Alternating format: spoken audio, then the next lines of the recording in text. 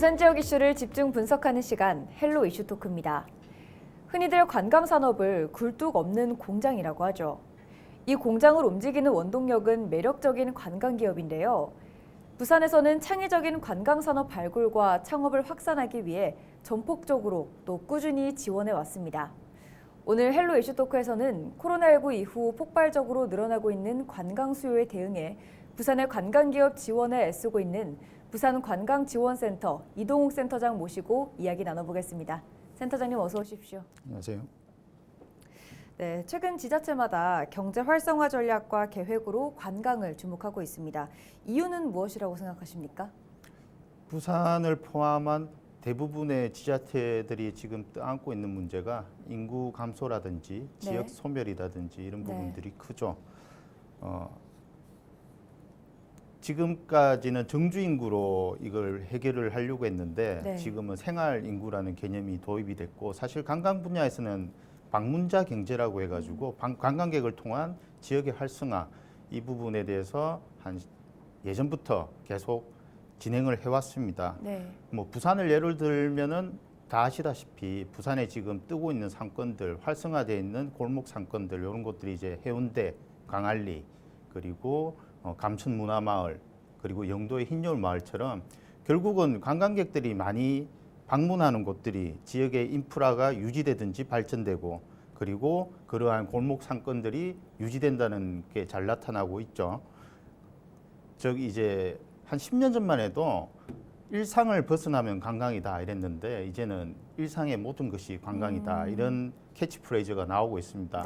저 관광객들이, 방문객들이 와서 하는 모든 다양한 활동들, 쇼핑, 학습, 교육, 취미, 그리고 뭐 의료라든지 이런 부분들까지 다 확대가 되고 있기 때문에 결국은 관광을 통한 지역 경제의 활성화에 큰 이유가 있다고 봐야겠죠. 네, 이러한 시대에 5년 전 부산관광기업지원센터가 출범했습니다. 부산관광기업지원센터 역할을 좀 소개해 주시죠. 부산관광기업지원센터는 2019년 9월 전국에서 최초로 개소가 되었고요.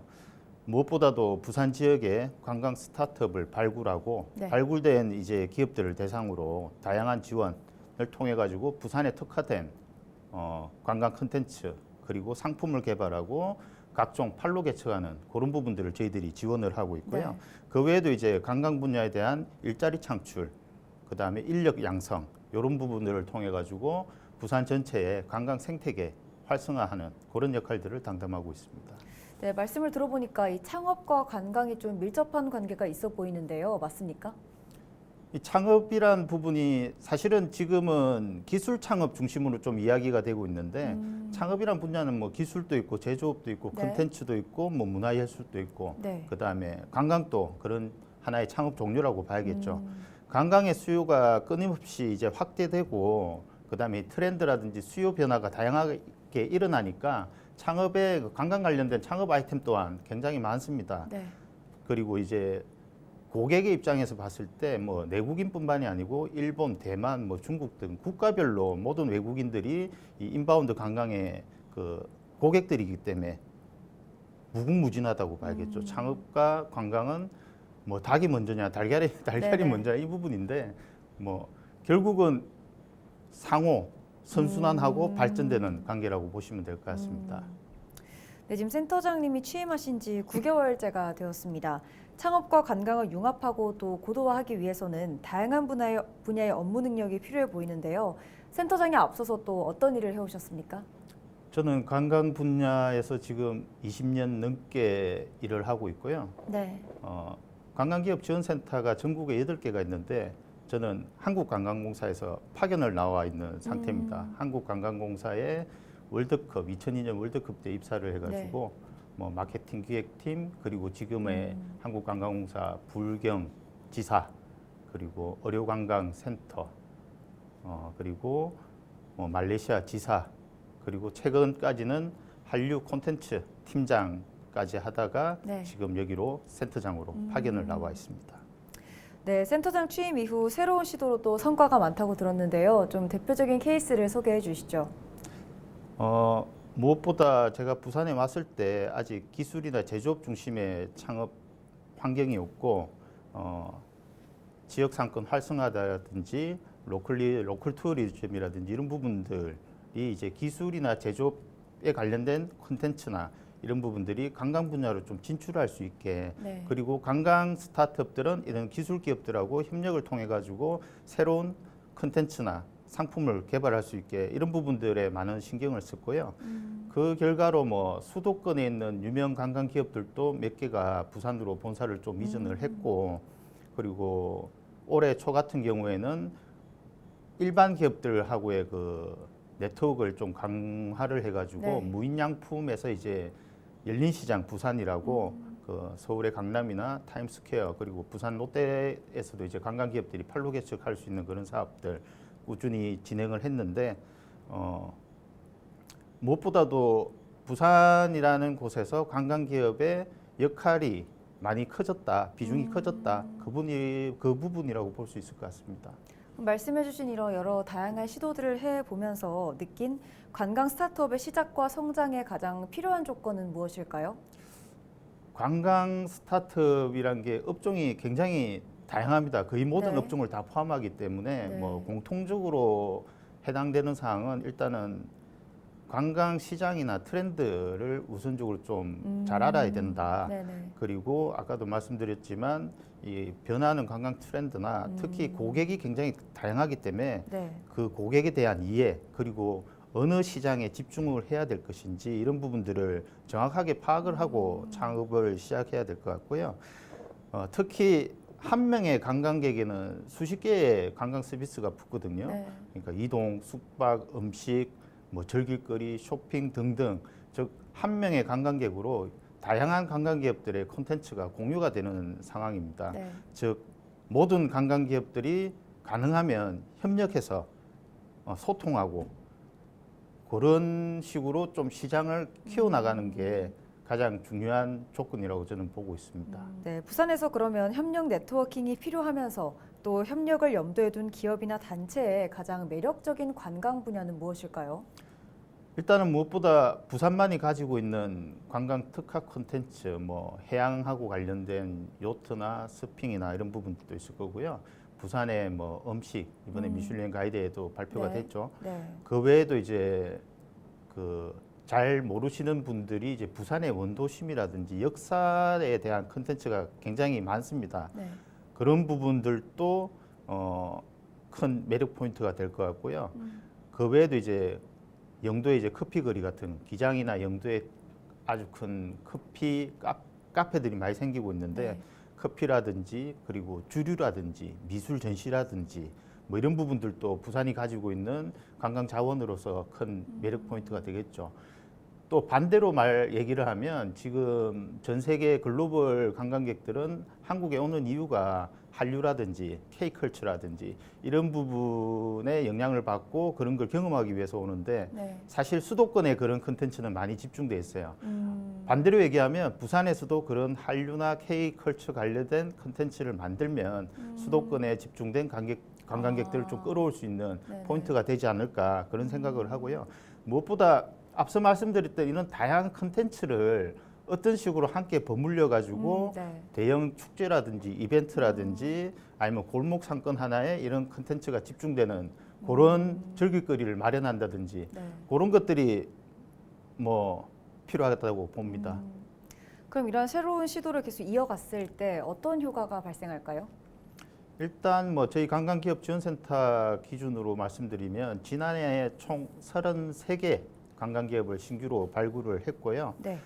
저희가 3개년 기준으로 집계를 하고 있는데 3년 동안 총 88개의 기업이 저희 관광기업지원센터와 함께 했고 네. 매출액 같은 경우에 22년도 대비해 가지고 약 250억 이상 올라간 808억을 달성을 했고 네. 그 외에도 이제 투자 유치도 100억 이상 늘어나 가지고 173억 그리고 일자리 창출 같은 경우에도 작년에 2배 이상 네. 늘어나서 총 1,208명이 고용되는 네. 효과를 봤습니다.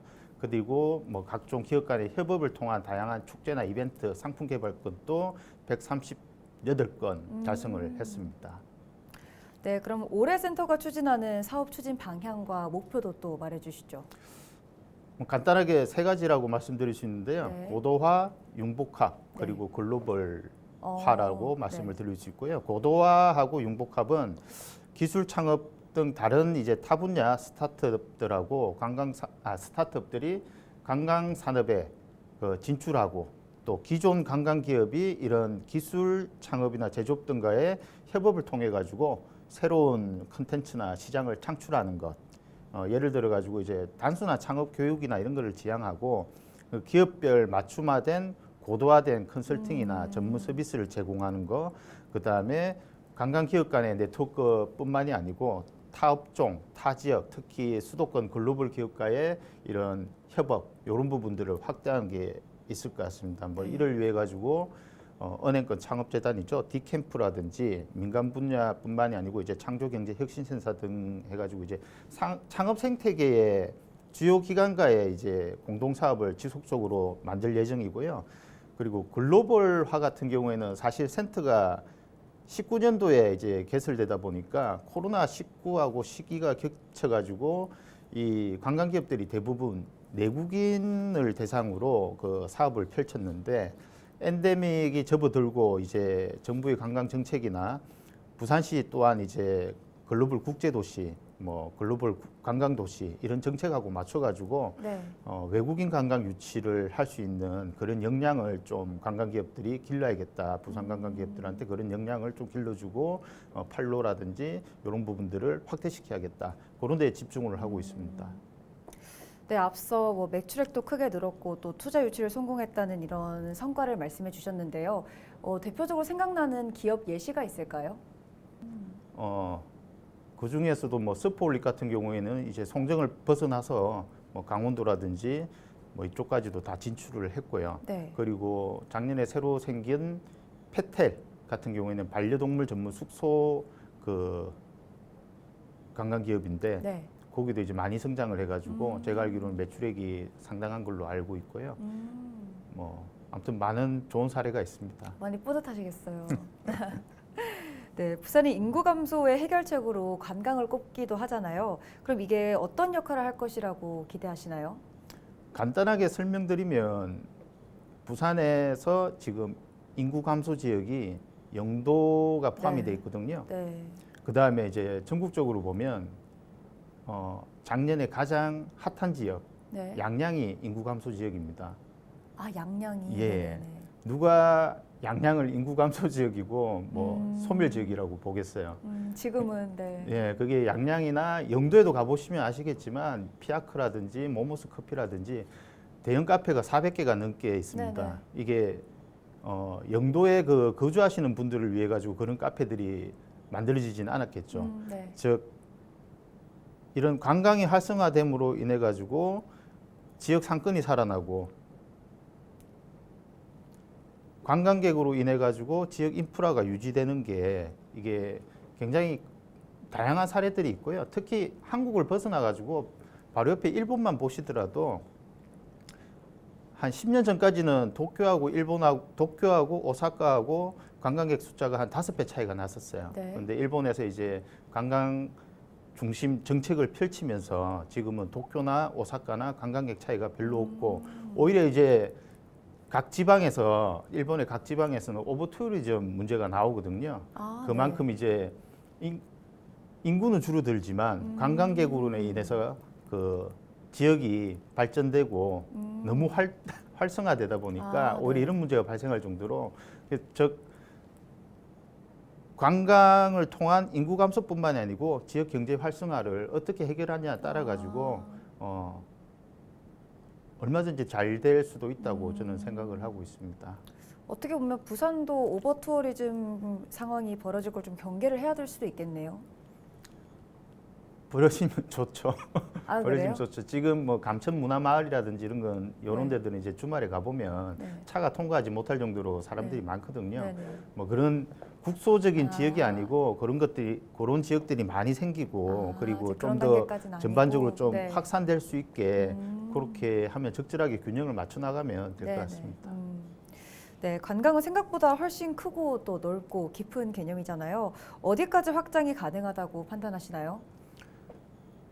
반려동물 관련된 산업이 굉장히 커지고 있는데요. 네. 잇따라서 반려동물 관광에 대한 사업들도 커지고 있습니다. 뭐 아까 말씀드린 페텔처럼 반려동물하고 동반할 수 있는 전문 숙소를 제공하는 관광 기업도 생겼고요. 네. 그다음에 최근에는 이제 반려동물하고 서핑을 하는 상품이 또 나왔습니다. 아, 네. 즉 이제 반려동물 관련된 사업에 서핑이라는 레저 스포츠 산업이 또 융복합을 이루 가지고 새로운 게 만들어진 거죠. 네. 즉 관광이란 게 관광 자체는 잘 없어요. 의료 관광, 교육 관광, 취미 관광, 뭐 한류 관광, 반려동물 관광 뭐 이런 식으로 전미사 개념이기 때문에 거의 모든 산업하고 콘텐츠가 관광이 더해지는 개념이거든요. 예를 들어 가지고 이제 대전 같은 경우에 유명 관광지가 없다고 생각하는데 성심당이 지금 대표 관광기업입니다. 네. 성심당이 빵집인데 베이커리 카페인데 베이커리 카페도 관광기업이 되는 거예요. 그런 것을 보시면 관광이 이 확장성은 정말 크다고 보시면 되고요. 아마 지금 보시는 분들도 자기가 어떤 사업체를 하시든지 어떤 곳에서 일을 하고 계시면 우리가 했던 것도 이것도 관광하고 연계가 있었구나 이런 생각을 하게 되실 거예요. 아까 네네. 제가 처음에 일상의 모든 것이 관광이라고 말씀을 드렸는데 남포동이나 서면에 몇몇 유명한 미용실은 외국인 관광객이 굉장히 많이 오거든요. 네, 네. 기존에 그냥 머리 하러 가던 곳들도 어. 이제 관광객들이 가는 장소가 됐다. 네네. 그런 식으로 생각을 하시면 될 것 같습니다. 아, 정말 어떻게 확장될지 정말 무궁무진하다고 볼 수 있겠네요. 네, 맞습니다. 네, 2024년 부산 관광 스타트업 공모전이 이제 4월 22일로 접수가 마감되었습니다. 센터에서는 이로 인해 어떤 기대를 갖고 계십니까? 여러 가지 기대감이 있는데요. 네. 무엇보다 이제 저도 생각하지 못한 아이디어나 컨텐츠를 가지고 새로운 영역을 좀 개척할 수 있는 기업이 나왔으면 좋겠다. 네. 그 생각을 하고 있고요. 또 하나는 이제 기존에 아주 다양한 관광 기업들이 있는데 이런 관광 기업들을 대상으로 해가지고 협업하고 네트워크를 기반으로 하는 그 새로운 가능성을 좀 만들어낼 수 있는 네. 기업이 나왔으면 좋겠다. 그런 생각을 하고 있습니다. 네, 마지막으로 포부한 말씀 들어보겠습니다. 이제 코로나가 종식이 되고 네. 관광 시장이 다시 활성화가 되고 있는데요. 아직까지는 그래도 내국인 관광객들, 뭐 수도권이나 경상권에 있는 관광객들이 부산에 와가지고 다양한 관광 활동을 하고 거기에서 부가적으로 이루어지는 경제 활성화 이런 효과들을 누리고 있는데 네. 앞에 설명드렸던 것처럼 일본 같은 경우에는 2012년까지만 해도 외국인 관광객이 한국보다 적었습니다.